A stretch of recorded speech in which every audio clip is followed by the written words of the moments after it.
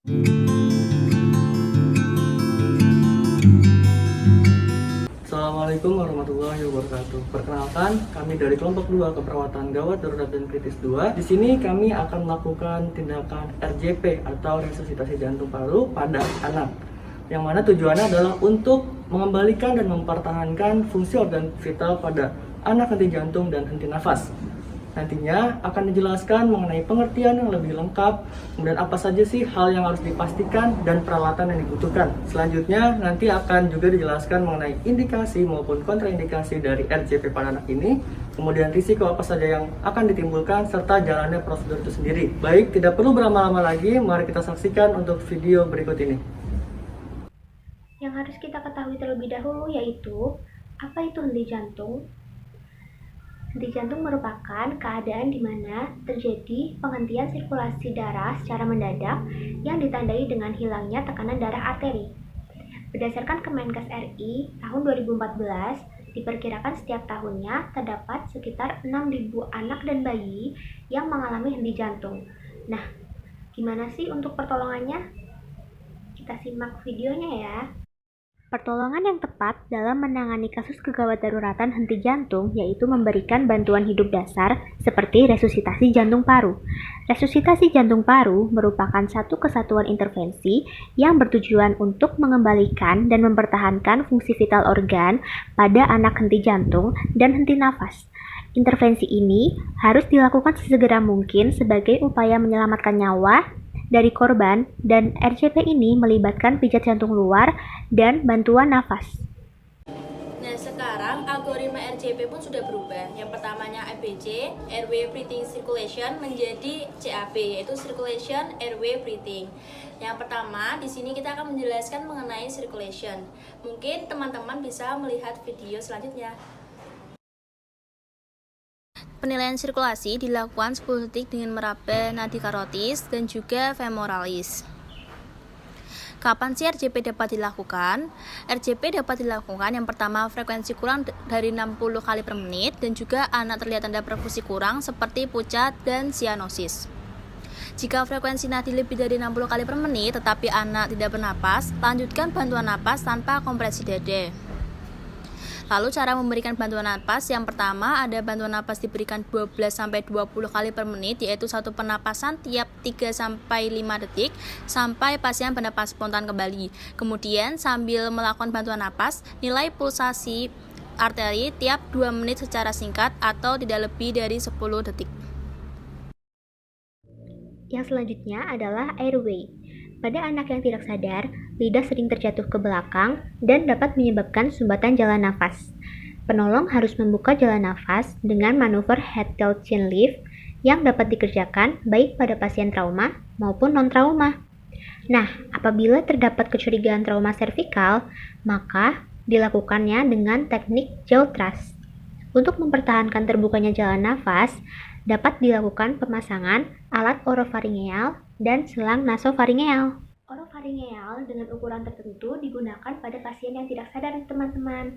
Nah, jika terlalu kecil, lidah akan tetap terjatuh ke belakang, sedangkan jika terlalu besar, akan menyumbat jalan nafas.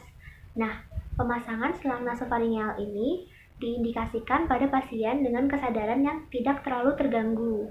Nah, pada bayi kecil, selang nasofaringeal ini akan mudah tersumbat dengan sekret. Nah, setelah penjelasan tadi mengenai airway, selanjutnya adalah penjelasan mengenai breathing. Di sini penilaian pernapasan dilakukan dalam waktu 10 detik, dilakukan dengan teknik look, listen, and feel pada anak secara bersamaan. Selanjutnya, look, yaitu penolong harus melihat gerakan pernapasan. Kedua ada listen, yaitu mendengar suara napas pasien. Yang ketiga ada feel, merasakan udara pernapasan yang keluar pada pipi penolong. Bagaimana jika anak tidak bernapas atau gasping? Di sini dapat dilakukan pertahankan jalan napas dan berikan 2 kali bantuan nafas. Pada anak kurang 1 tahun, gunakan teknik mouth to mouth and nose. Kemudian pada anak lebih dari 1 tahun dengan menggunakan teknik mouth to mouth.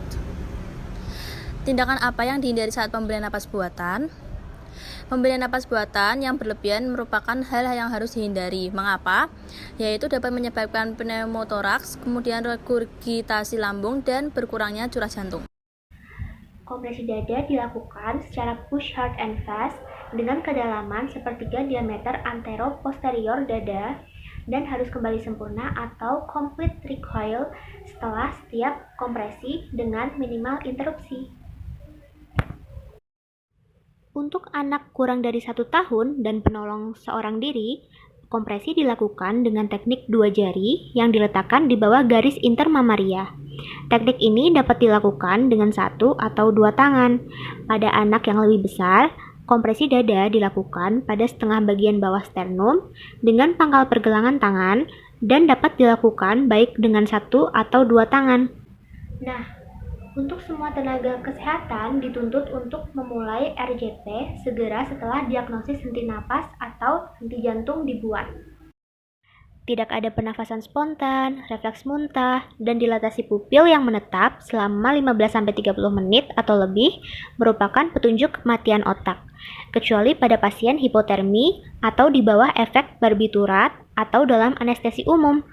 Tidak adanya tanggapan jantung atau tidak ada aktivitas listrik jantung terhadap tindakan resusitasi selama paling sedikit 30 menit, walaupun dilakukan upaya RJP dan terapi obat optimal menandakan mati jantung. Nah, penjelasan berikutnya mengenai koordinasi bantuan napas dan kompresi dada. Jika ada satu penolong, perbandingannya itu 30:2, yaitu 30 kompresi dada dan 2 bantuan napas.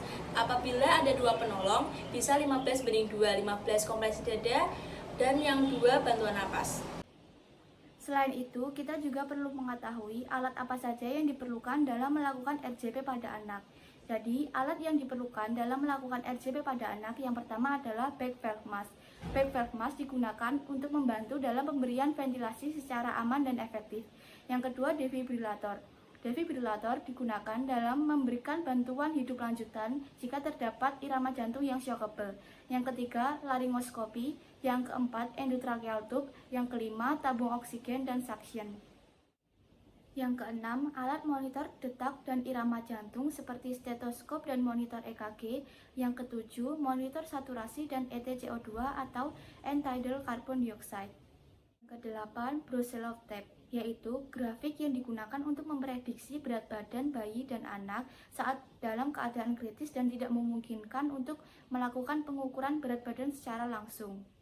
Brusilov tape membantu dalam menghitung jumlah dosis obat secara tepat, menentukan pemberian cairan secara akurat, dan menentukan pemilihan ukuran peralatan yang benar, seperti pemilihan ukuran laringoskopi atau endotracheal tube. Nah, sebelum memberikan RJP pada anak, terdapat beberapa hal yang perlu dipastikan pada anak. Yang pertama, anak tidak sadarkan diri. Yang kedua, nadi di leher pada anak tidak teraba. Dan yang ketiga, anak tidak bernapas. Kita juga perlu mengetahui dan mengingat adanya kontraindikasi dalam pelaksanaan tindakan RJP pada anak dan juga bayi. Yang pertama adalah mati secara klinis pada anak dan bayi yang terjadi lebih dari 5 menit.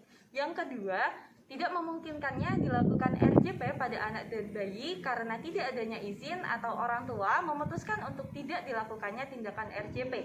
Dan yang terakhir adalah adanya tanda kematian pasti yang bersifat irreversible.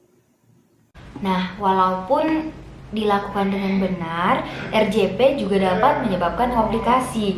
Nah, berikut ini komplikasi yang disebabkan RJP menurut Pro Emergency 2011. Untuk yang pertama, itu ada patahnya tulang iga, lalu pneumotoraks, udara dalam rongga dada, tetapi di luar paru-paru, sehingga menyebabkan penguncupan paru-paru. Yang ketiga ada hemotoraks, yaitu darah dalam rongga dada namun di luar paru-paru sehingga menyebabkan penguncupan paru-paru. Yang keempat itu ada luka dan memar pada paru-paru. Yang kelima ada luka pada hati dan limfa. Lalu yang keenam ada distensi abdomen, perut kembung akibat dari peniupan yang salah. Nah, dalam mempertahankan jalan nafas itu ada beberapa komplikasi yang pernah dilaporkan. Yang antara lain itu ada, yang pertama ada abrasi kulit, lalu ada ekimosis, lalu ada hematoma subkutan pada leher dan kepala. Selain itu, dapat juga terjadi laserasi membran mukosa, fraktur gigi, aspirasi jalan nafas, luka pada jaringan laring dan faring, laserasi karotis intima, luka sinus piriformis, luka pita suara, luka kartilago arytenoid, dan luka pada mukosa trakea.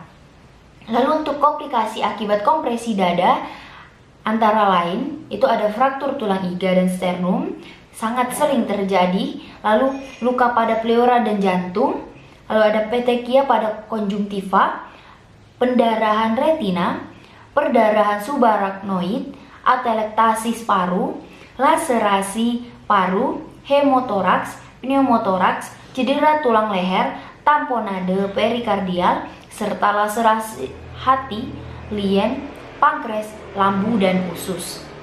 Nah, lalu yang terakhir ada komplikasi akibat defibrilasi, yaitu defibrilasi dapat menyebabkan kulit terbakar.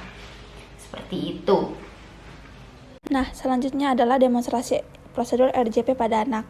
Pada tahap prosedur ini, tindakan pertama yang perlu dilakukan adalah persiapan. Berikut adalah beberapa tindakan yang dilakukan untuk melakukan tahapan persiapan.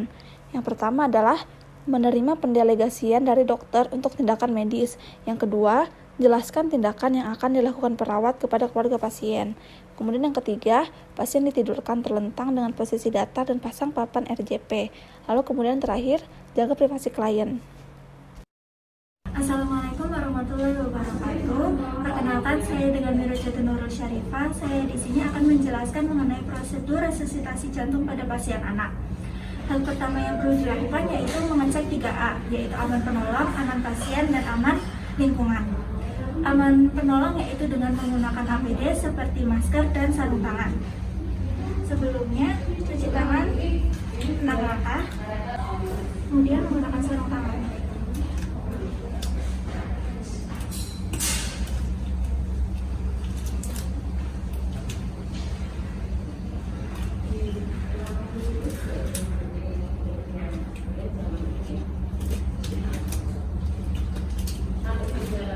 Selanjutnya, mengecek aman pasien. Pasien ditempatkan di tempat yang aman dan tidak membahayakan pasien. Selanjutnya yaitu aman lingkungan. Aman lingkungan ini yaitu mengecek apakah saat dilakukannya resusitasi jantung paru membahayakan pasien atau tidak, dan membahayakan penolong atau tidak.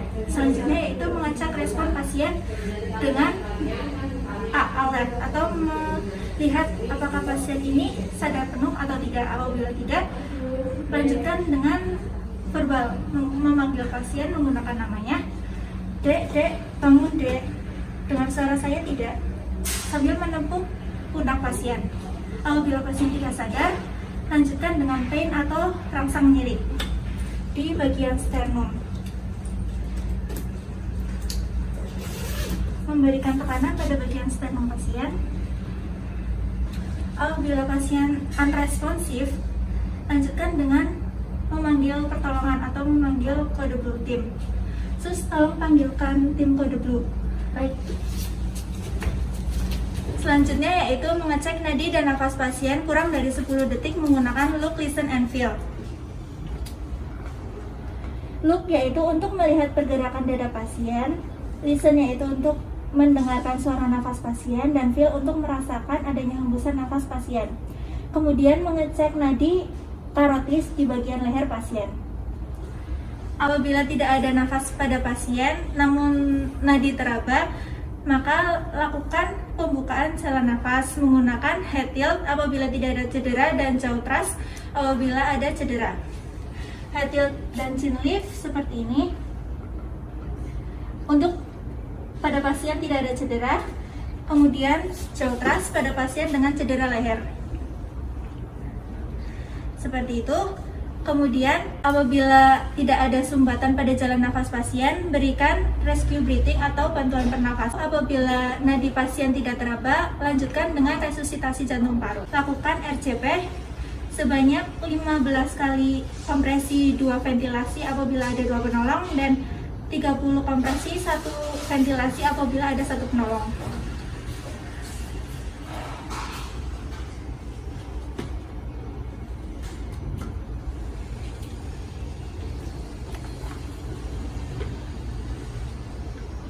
Menggunakan 1 tangan karena pasiennya anak-anak.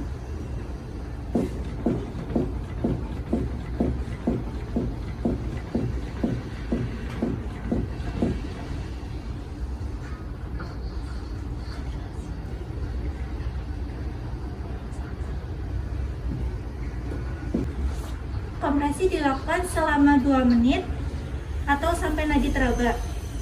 Kemudian evaluasi apakah nadi pasien teraba atau tidak. Apabila nadi pasien teraba, hentikan tindakan. Baik, sekian penjelasan mengenai prosedur resusitasi jantung paru pada pasien anak. Terima kasih. Wassalamualaikum warahmatullahi wabarakatuh. Nah, setelah selesai melakukan tindakan RJP, selanjutnya perawat dapat melakukan tahapan akhir yaitu terminasi.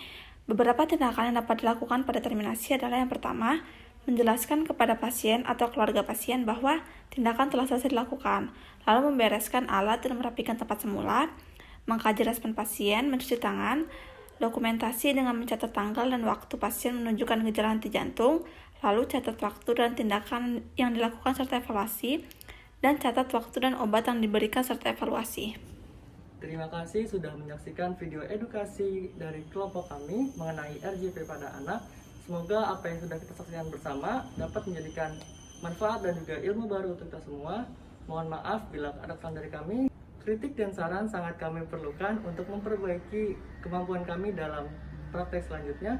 Kami akhiri. Assalamualaikum warahmatullahi wabarakatuh.